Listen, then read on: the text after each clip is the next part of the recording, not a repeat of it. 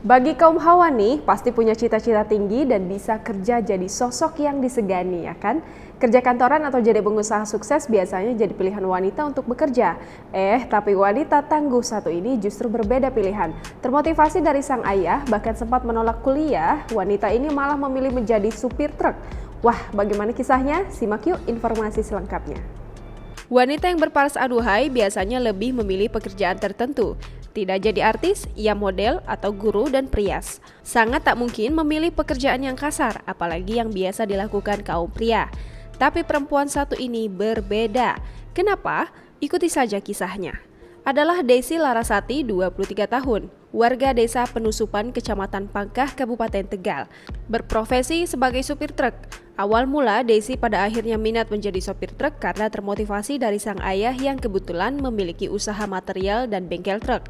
Sehingga ia sering mengajak Desi mengendarai truk.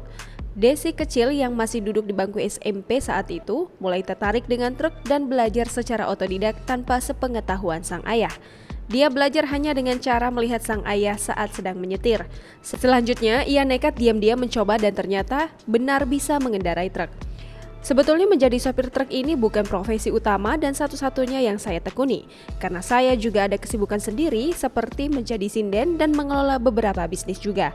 Tapi memang karena menyetir truk sudah menjadi hobi, jadi tetap dilakukan dan saya senang menjalaninya, ungkap Desi.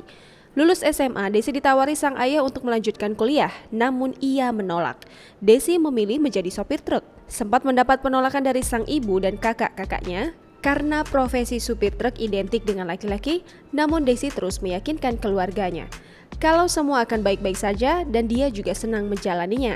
Alhasil ia bisa bertahan sampai sekarang terlebih setelah menikah dan dikaruniai satu orang anak. Desi semakin serius menjalani profesinya sebagai sopir truk. Bahkan dia sudah memiliki usaha material sendiri yaitu supplier tanah uruk Satria Laras Jaya Utama. Dari yang awalnya ia hanya memiliki satu truk, karena dengan niat dan kegigihannya saat ini Desi sudah memiliki 3 kendaraan truk. Hargai suatu usaha seseorang. Belajarnya otodidak ya, Mbak ya?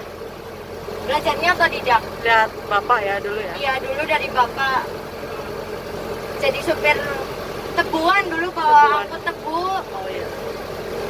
Sampai sekarang alhamdulillah berawal dari hobi yang menjadi profesi.